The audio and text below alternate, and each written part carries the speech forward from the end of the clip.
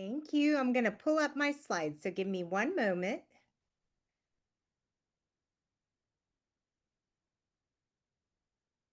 All right. Can you see my slides okay? Yes. Fantastic. Well, first of all, thank you all so much for inviting me to be back in this beautiful space with all of you. Whenever I get the chance to come see you, I am just so grateful because my heart always feels so full of love and hope and just goodness. So thank you for all that you all do in your daily lives, but also as a Mosaic community. So today I'm going to get to talk about the breath of life, prana, and tapping into the power of prana. And I am very excited about this because prana and breath is something that we do both kind of unconsciously, but the reality is it is so essential to every piece of our living and embodiment. And when we start to be more intentional with breath, we can have these beautiful, beautiful gifts that unfold. And so, what is prana, right? Life force. So, prana comes from Sanskrit, and we'll break down the word in a little bit. But prana literally is breath, but it's also life force. And within that idea is the idea that we have to breathe, and it is within our breathing an exchange of air that life continues to be in motion, in beautiful motion, connecting all of us to to one another and also to our planet. So prana, you can see it here written in English, and then also the Sanskrit, uh, writing for prana. It is a Sanskrit word for life force and vital energy. It is the breath of life and the energy that sustains us. And so I like us to think about prana both in terms of breath, but also this energy that is constantly flowing in our cosmos, our universe, within each of us, in our bodies, and within all of the living organisms and miracles that dance around us every day. And you may remember when I came and presented a while back on chakras, right, our spiritual body centers, there is connection there too to prana and these kind of spiritual vital energy sources that are in all of us as human beings and as living beings. So, pranayama is where the word prana really comes from. And in Sanskrit, you can break that down to prana, energy or vital life force, and ayama is extension or expansion of this life force. So, it is the idea that all of us have the ability, the opportunity to extend and expand life force within us, both individually, but then also collectively as communities. And so I pause for a moment here to give gratitude. My Amma is on today and listening. And often when we think about breath, even in Sanskrit Vedas, there are these beautiful sayings that go back to talk about how our first breath is our mother's breath. So, quite scientifically, when you think about breath, when we're in the womb, a baby is actually getting their oxygen right through their mother's blood, the placenta, the umbilical cord. And so that is allowing us to breathe until we get out into the world, right? And that breath continues all the way moving right into the cosmos. And there is an idea, even within certain Vedas in Sanskrit, that speaks to when our physical breath stops, so we transition, we pass away, the breath is still in connection because we've always been part of everything. And so it's this beautiful kind of interdependent, interconnected reminder of that. And I like to think about how breath continues, whether we can think about that generationally, whether we can think about that in terms of all the things that we touch and give life to that may continue our legacies that we build as we live in our daily lives. And that's such a beautiful journey. And so you also see here my daughter as a baby, Ramila Sitara. and my son, Valen Siddhartha. And, right after she was born, I can remember, right, she's taking this big exhausted yawn. But as she does that, the inhale, the exhale, already celebrating breath, prana. And so there's ancient wisdom that speaks to prana, that prana is a concept. And all Sanskrit, when you see them look like words, remember they're more concepts than words. It is a concept that transcends multiple disciplines, such as yoga, Ayurveda, and Vedic philosophy. It is fundamental energy that sustains life, circulates within all living beings, and connects the individual with the universe. And as you'll see, even as we talk about prana, there are many, many connections to the UU principles as well.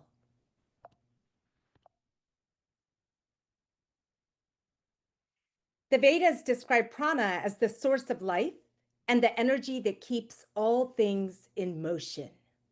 It's not limited to physical breath.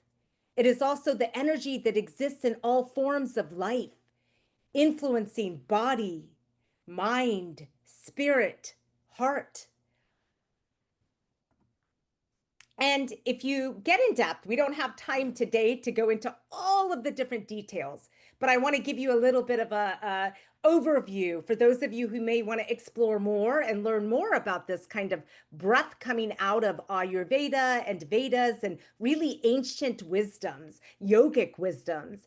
And so we know that there are 5 primary pranas. And you'll see here in one of the images that I share, along with the other image to the right, I again want to just make that connection point to prana and breath, and also the idea of our energy channels. That as we think about chakras, right, and all of the different energy centers in our body, there is also breath and movement there, all the way from our mudra chakra, our root, all the way to our crown, right? Thinking about the energy and the breath and life that flows within us. And so it is a universal energy. It forms and flows in all forms of life. In fact, if you go into some of the Vedas, they will speak to one of the reasons we should be compassionate to all living things around us is to remember that this life and flow connects us. And it is present in air, in food, sunlight, water, and it is in every cell of our magnificent divine bodies. In yogic philosophy, prana also flows through the nadis, which is our energy channels. And again, it's centered in those energy hubs. And across history, across cultures, you will see that breath has always been part of wisdoms, both past and present.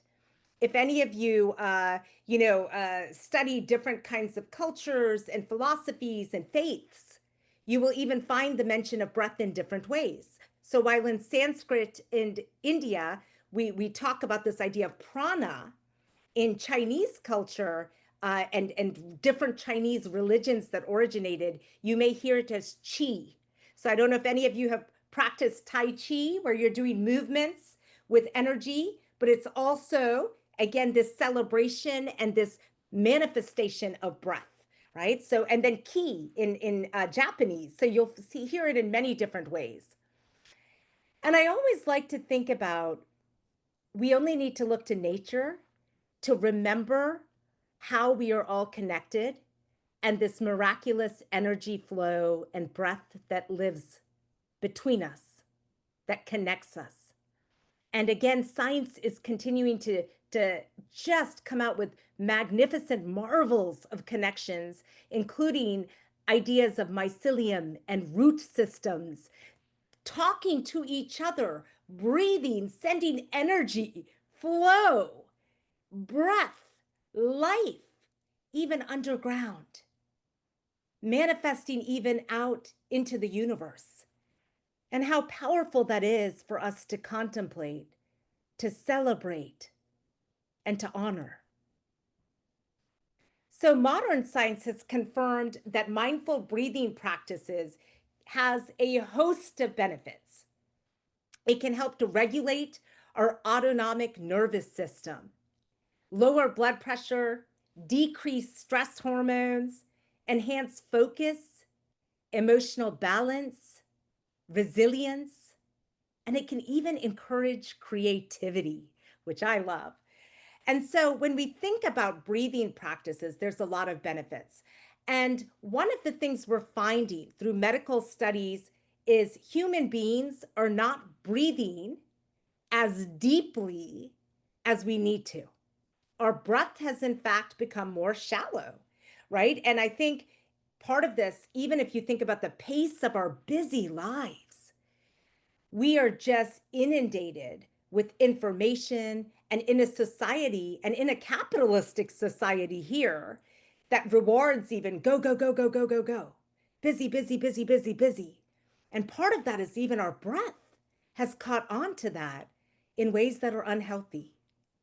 And so that intentional ability to slow down, to connect, to breathe deeply, where we're filling up our lungs, expanding our diaphragm, feeling and even giving gratitude to air, to breath that flows in us, is not only a gift, but it is quite essential to well-being and health, individually and collectively.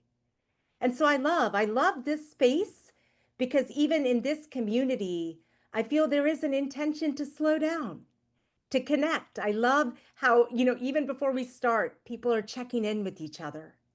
There is this intentionality as we welcome each other, as we take a moment to meditate and breathe and slow down and be present. And how beautiful that is, how much our world needs that.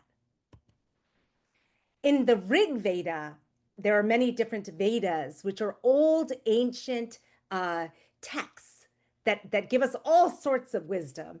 And in the Rig Veda, one of the pieces I love is it talks about prana residing in every being. It energizes all of the senses, the source of speech, source of thought, and our source of wisdom. And you can think about we in modern day, often, even if you think about somebody is getting tangled up with their words, like a little kid, right? Sometimes you'll hear somebody say, slow down, take a breath. And there is actual wisdom to that because when we do take that breath, we're giving all of our body this moment to synchronize, our mind to have more clarity, for our body's rhythm to slow down. In the Chandogya Upanishad, we see prana in its dynamic movement rises and circulates in all directions. And I love this kind of cosmic connection here. And pranayama literally is breathing exercises or mindfulness practices that align and balance the flow of prana throughout the body. And again, this can enhance our mental clarity, our emotional balance, and our spiritual awakening. So even before we start the day, we may have a very, very busy day with all kinds of things on our calendar. But if we can start it with a moment of just deep breath, it doesn't take that much time, right, to do that. In fact, today, I believe Nova cut some of the videos down to 2 minutes, but we got to feel that breath, that power of meditational breath and contemplative practice. And we can fit this in throughout our day. So just taking a moment, even throughout the day, to remind ourselves, I'm going to take a moment to stretch, to breathe, to celebrate the life flow in me as I continue onward with all of the things. And this is something I will share with all of you as an educator. I am really trying to encourage now our youth, our young people, to really be more intentional because we're finding, again, high mental and behavior health challenges. And, going to sleep with the device in hand, waking up with the device first thing in hand. And instead, if we can return to connecting with ourselves a bit, grounding, and breath helps us to do that. we can be much more intentional during our day and have positive outcomes, where we're less likely to snap at somebody or to be so cluttered we don't soak in some of the beautiful lessons the day offers us. In the Prashna Upanishad, one whose prana is controlled and purified, their life force becomes steady and pure, right? And so as we learn to control breath, we learn to control it in a way that is both intentional and purified, in the sense of we are working to tap back into our inner divine, our life can become steady. And so more about the power of tapping into prana, physical health, which we briefly talked about earlier, but again, it governs our functioning organs and tissues. So by mastering prana through breathing exercises, we can do all sorts of multiple beautiful things to our body. We can achieve improved digestion. So this is where even as we eat, if we slow down, that is a really beautiful thing. I think about, so it's really interesting. I work with a lot of educators, and our systems, including in public schools, often do not give proper ample time for educators, teachers, or students to even eat. So often you'll find them cramming, right? They're just trying to get their food in real quick before the next. And that is not a healthy way to be. So even in our systems, as we think about building healthy systems, how are we making time for breath, for slowing down, for things that are healthy for overall well-being? And I think these are things that all of us in our communities can help to advocate for as well. And then again, it can enhance our immunity and our overall physical vitality. For mental well-being and social emotional well-being, it can help to stabilize our mind. And this is where often, even if, I have high anxiety, right? I cope with high anxiety actually. And one of the ways I've been able to cope with anxiety throughout my life is through using breath practices. And it's a tool as well that has helped me in so many ways, where when I can start to feel my body is anxious or my mind, I can use breath as a tool to control, to get back feeling stable and grounded and rooted. It can help to reduce stress. It can improve focus.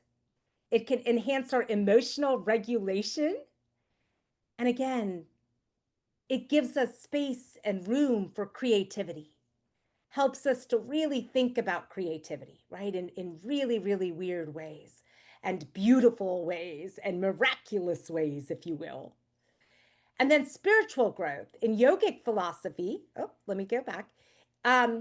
Mastery over prana is considered essential for spiritual advancement. So actually, if you think about yoga, it's not just about movement of body in these poses that we often do, but it's actually also breath, right? Breath. And so in yogic philosophy, mastery over prana is considered essential for spiritual advancement. Through pranayama and meditation, one can transcend physical boundaries, and we can start to connect to higher states of consciousness. And so this is where breath is a big part and essential to meditative practices.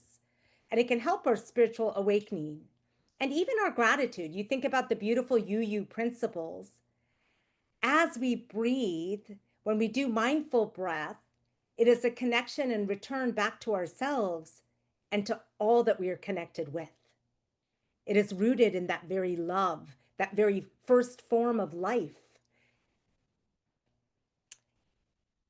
And here, another piece of wisdom from our Upanishads. The self is the essence of prana. Prana is nature, and both are interwoven into the vastness of existence. And it's not just individual life force. It connects all living beings and the universe as a whole. In Vedic thought, the cosmos is made of energy and everything is interconnected. And I love that one of the UU principles also talks about that interdependence, that interconnectedness. Just as prana flows in our bodies, it also flows through the universe, maintaining harmony and balance in all things. And then in the Athyar Vaveda, we see prana is the life of all living beings. It is the essence of Brahman or universal consciousness. And prana is essential for life force. And life force pervades all aspects of existence. By understanding and cultivating our connection to prana, we can enhance our health, our mental clarity, our spiritual development. And practices like pranayama and meditation, and pranayama, remember, are breath exercises. And there are many that we can do. We can do like we did today, right? Where we inhaled for a certain count through nostrils, held the count, and exhaled. Another way, you can try inhaling through one nostril, holding it, and then exhaling through the other nostril. Now, if you have a stuffy nose, that might be hard, but if you don't, you can try that, right? And and that can help to regulate or systems immediately even. And then just different breath counts, working to hold our breath longer. Even there's a beauty to practicing different types of breath work where we exhale slowly after the inhale, and then there's also exhale in a gush, right? And you let it all out, and that can be very powerful too. You can also pair this to visualization. What are we trying to inhale into our bodies? Is it love? Is it peace? What are we trying to exhale out into the world? Is it love? Is it peace? But also, maybe there's tensions or toxic things that we want to get out of our immediate body. So, stressors, right? You can imagine gushing that out in the exhale. You can also use colors as a way to even play on breath as you do this. So there's a lot of play here and room. And I encourage everyone to experiment, right? And try and see how it feels and what works well for you in your daily practice to not just go through life, but grow through life and live and thrive in a way that is beautiful, right? Rewarding. So here I pull up our Unitarian Universalist beliefs that I know all of you are very familiar with, but I just wanted to take a moment to connect prana, the inherent worth and dignity of every person. When you think about prana, from that very first breath we share with our mother, our Amma, who gives us life, to Mother Nature, who sustains our life, we are connected by breath. Justice, equity, compassion in human relations. Prana, life force and energy, allows us to remember our connection to each other so we honor our shared humanity. It also gives us the energy or satyagraha, which is love force, to march for justice and equity, which takes energy, right? It takes energy. Acceptance of one another and encouragement to spiritual growth in our congregations, in all of our communities, when we breathe together, when we take time to slow down and connect and to feel that connection of energy, we awaken the divine, the spiritual growth individually and collectively. A free and responsible search for truth and meaning. All of us as human beings need space to think, analyze, to critically evaluate. And right now we have a lot of fake news in all the social media spheres, and we have a lot of divisiveness, a lot of things going on that are heavy, daunting. But what we know is as we search for truth and meaning, remembering to use our prana as a way to slow down so we can do that thinking with clarity can be quite powerful. The right of conscience and the use of democratic process within our congregations and society at large. Again, let us breathe and remember democracy requires we the people, right? And in that we, there is that collective breath. The goal of the world and community with peace, liberty, justice for all. respect for the interdependent web of all existence of which we are part. Again, that goes back to that ancient Vedic wisdom of breath, being interdependent, interconnected, how the existence and all of us in this cosmic dance of life are connected and interdependent.